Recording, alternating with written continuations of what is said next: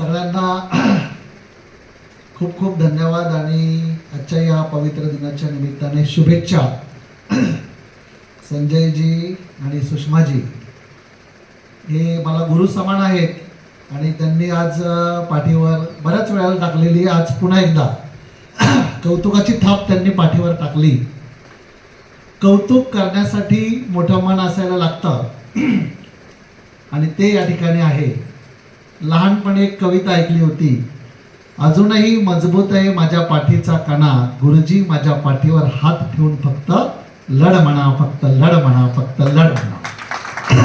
हे लढ म्हणण्याचं सामर्थ्य संजयजी मला वेळोवेळी देत असतात. तर खूप छान फिलिंग आहे. आज स्वामी विवेकानंदांच्या नावानं पुरस्कार मिळतोय आणि कौतुक ही माणसाची आंतरिक भूक असते. जो ती भूक भागवतो तो लोकप्रिय होतो आणि संजयजी दरवर्षी कमीत कमी 50 लोकांना तरी पुरस्कार देऊन त्यांची कौतुकाची भूक ती भागवत असतात. त्यामुळे ते अख्ख्या महाराष्ट्रामध्ये लोकप्रिय आहेत. विन्स्टन चर्चिलला पण वाटायचं लोकांनी म्हणावं is mightiness president of United States. आणि मी फॅमिली कोर्टामध्ये ग्रुप काउन्सिलिंगसाठी जात असतो, तर अनेक जे खटले आहेत त्यांच्या मुळाशी जर गेलो तर लक्षात येतं की दोघंही एकमेकांचे कौतुक करायला कमी पडलेले असतात. किंवा माझं तुझ्यावर प्रेम आहे आणि तू मला आवडतो किंवा आवडतेस, तू माझ्यासाठी काही काही करतेस, हे सांगायला कमी पडलेले असतात, व्यक्त करायला कमी पडलेले असतात. त्यामुळं आज या दिवशी जरा थोडा संकल्प करा की आपल्या पार्टनरचं, आपल्या मित्राचं, आपल्या मैत्रिणीचं, आपल्या नवरा बायकोचं कौतुक अवश्य रोज कुठल्या ना कुठल्या चांगल्या गोष्टीसाठी करा, असा एक संकल्प करणं अपेक्षित आहे. डॉक्टर बाबासाहेब आंबेडकरांचा सत्कार 10वी मध्ये पहिले आले होते बाबासाहेब, त्यावेळेला परळ भागामध्ये त्यांचा सत्कार केला होता किर्लोस्कर गुरुजींनी. त्यावेळेला बाबासाहेब आंबेडकरांच्या पाठीवर कौतुकाची थाप गुरुजींनी टाकली, किर्लोस्कर गुरुजींनी. तर बाबासाहेब पुढे असं म्हणाले की ही कौतुकाची थाप मला संविधान लिहिण्यासाठी मोटिवेशन देण्याची एक प्रेरणादायक थाप होती ती, आणि संविधान लिहिण्यासाठी मला प्रेरणा म्हणून ती थाप मला प्रेरणादायक ठरली, असं त्यांचं एक वाक्य मी वाचलेलं आहे. आणि आज कोणी कोणाचं कौतुक करायला तयार नाही. एखादं चांगलं काम केलं तर त्या कामाला कोणी दाद देणार नाही, पण वाईट काही गडबड केली तर सगळीकडं बोंबाबोंब करण्याची लोकांची एक मनोवृत्ती आज दिसून येतं. एक आदमी ने कोयल से कहा कोयल तू काली न होती तो कितना अच्छा होता. वो आदमी ने समंदर से कहा समंदर तुझमें खारा पण न होता तो कितना अच्छा होता. गुलाब से कहा गुलाब तुझमें कांटे न होते तो कितना अच्छा होता. तीनों ने मिलके उस आदमी से कहा ये आदमी तुझमें दूसरे की बुराई पण देखने की आदत न होती तो कितना अच्छा होता. त्यामुळं माझ्यासारख्या सर्वसामान्य माणसाला या ठिकाणी सरांनी बोलवलं आणि स्वामी विवेकानंदांच्या नावानं पुरस्कार दिला. खूप छान फिलिंग आहे. विवेकानंदांचं एक वाक्य होतं, be a strong and healthy my friends, every day on ground play football और do yogas. When you become a strong and healthy person you will understand Bhagavad Gita very well because strength is life, weakness is death. माझ्या प्रिय मित्रांनो, रोज मैदानावर जा, खेळ खेळा, वासरासारखा उंदडा, व्यायाम करा, योगासन करा, प्राणायाम करा. जेव्हा तुम्ही सबल आणि सशक्त व्हाल तेव्हा तुम्हाला भगवद्गीता चांगली कळेल. मग भगवद्गीता, धम्मपद, कुराण, बायबल, गुरुग्रंथ साहिबा हे सगळं जीवन जगण्याची कला तुम्हाला कळून घ्यायची असेल, जीवन आनंदाने जगायचं असेल तर रोज व्यायाम करा. विवेकानंद म्हणायचे, माझ्या भारतातील तरुणांना लोखंडी स्नायू आणि पोलादी मज्जा तंतूंची गरज आहे. तासन तास मंदिरात घंटा वाजवत बसणाऱ्या मुलांची मला भीती वाटते, त्यापेक्षा मैदानावर जाऊन फुटबॉल खेळून आपली शरीरयष्टी कमावणारा ईश्वराच्या निकट लवकर पोहोचू शकतो. त्यामुळे आज या पवित्र दिनी आपण संकल्प करूया की रोज आपण अर्धा तास आपल्या बॉडीसाठी द्या आणि रोज कमीत कमी 10-15 मिनिटं आपल्या मनासाठी, मेडिटेशनसाठी द्या आणि आपलं आरोग्य आणि आपलं मन उत्तम ठेवा. विवेकानंदांच्या मागं वाराणसीमध्ये वाकडं लागली, विवेकानंद घाबरून पळायला लागले. तर विवेकानंदांच्या श्वासाची गती वाढली होती, त्यांनी स्पीड पकडला. एका माकडाने जंप मारून पाठीमागून भगवं वस्त्र असं ओढलं. विवेकानंद प्रचंड घाबरले होते. त्या क्षणी एक आदिवासी माणूस जोरात ओरडला, रे पळतो काय लढना मर्दासारखं, हे पळतो काय लढना मर्दासारखं. या वाक्याने त्यांच्या मनाची उभारी वाढली. ते असं माघारी फिरले, माकडांच्या दिशेने गेले. माकडं पाठीमागे सरकले, पुढे गेले, दगड उचलला, भिरकावला, माकडं दूर पळून गेली. विवेकानंदांनी सांगितलं, त्या आदिवासी माणसानं मला आयुष्यात जगण्याचा मंत्र दिला. संकट मागं लागली, संकटाला घाबरून पळायला लागला तर संकट जास्त वेगानं मागं लागतात. जसं कुत्रं मागं लागला, आपण पळालो की बघा जास्त जोराने येतं, पण जर आपण त्याच्या दिशेनं जोरात ओरडलो की ते लांब पळून जातं. तर विवेकानंद म्हणाले की संकट मागं लागली, संकटाला घाबरून तुम्ही पळायला लागला तर संकट जास्त वेगानं मागे येतात, पण संकटांना तोंड दिलं तर संकट दूर पळून जातात. त्यामुळे अजिबात डचकायचं नाही. मी ग्रामीण भागातला शेतकऱ्याचा मुलगा आहे. माझा आजोबा मला नेहमी म्हणायचा, बैलाला वैरण टाकायला मी घाबरायचो, आजोबा म्हणायचं डचकायचं नाही, हे त्या डचकायचं नाही आजोबाचा मंत्र होता. मग मी पुण्यात आलो, एबीपी माझावर कोड घालून मी बोलायला लागलो. आजोबांनी मंत्र दिला होता डचकायचं नाही अजिबात, हा मंत्र मी पुणेरी भाषेत बसवला, नो डचकेश. त्यामुळे विद्यार्थी मित्रांनो अजिबात डचकायचं नाही. आपलं जे गोल आहे ना, विवेकानंद म्हणतात की गोल खाता पिता चालता बसता उठता बसता गोल आपल्या मनामध्ये आपल्या डोळ्यासमोर ठेवा, ध्येयापासून अजिबात विचलित होऊ नका. जब तक सफल ना हो चैन के नींद त्यागो तुम, संघर्षों का मैदान छोड़ कर मत भागो तुम, कुछ किए बिना जय जयकार नहीं होती, कोशिश करने वालों की कभी हार नहीं होती. त्यामुळे प्रयत्न करत राहा, ध्येयाच्या दिशेनं वाटचाल करत राहा. मंजिले उन्हीं को मिलती है जिनके सपनों में जान होती है, पंख होने से ज्यादा कुछ नहीं होता दोस्तों, हौसलों से उड्डाण होते. आणि तुमचा हौसला मजबूत करण्यासाठी सूर्यदत्ता कॉलेज या ठिकाणी अभिमानानं उभं आहे. आणि सर रात्रंदिवस सर आणि सुषमाजी आपल्या विद्यार्थ्यांच्या सर्वांगीण विकासासाठी प्रयत्नशील असतात. त्यामुळे खूप चांगलं भाग्य आहे की चांगलं पुण्यातलं नामांकित कॉलेज आपल्याला मिळालेलं आहे. तर मित्रांनो, रोज व्यायाम करा, अभ्यासाला महत्त्व द्या, अभ्यासामध्ये पुस्तकामध्ये डोकं घाला. अभ्यास इतका करा की अभ्यास करून कोण मेला असं मी आतापर्यंत वाचलंच नाही.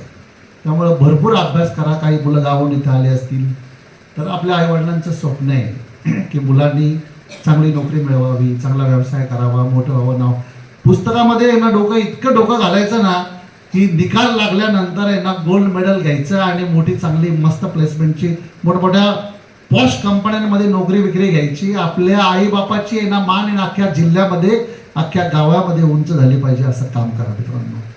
विवेकानंदांची आठवण झाली म्हणून अजून एक गोष्ट सांगतो थांबतो. रात्री 1चा सुमार विवेकानंद अमेरिकेमध्ये एका खोलीमध्ये, एक बंगलामध्ये एका बाईनं त्यांना छोटी खोली दिली होती. त्या खोलीमध्ये विवेकानंद रडत होते. त्या बाईला रात्री 1 वाजता रडण्याचा आवाज आला. त्या बाईनं नवऱ्याला सांगितलं की काहीतरी झालंय, आपण खाली जाऊया, योगी रडतोय का. तर ती बाई आणि तिचा नवरा खाली आले. दार अर्धवट उघडलेलं, भगवं वस्त्र टाकून विवेकानंद त्या वस्त्रावर बसले होते, डोळे पुसत होते. ती बाई आणि तिचा नवरा आतमध्ये आला. Swamiji, what happen, you haven't feeling well, what's the problem, तुम्हाला कोण काय बोललं का, तुमची तब्येत बरी नाही का, स्वामीजी तुम्ही रडताय का.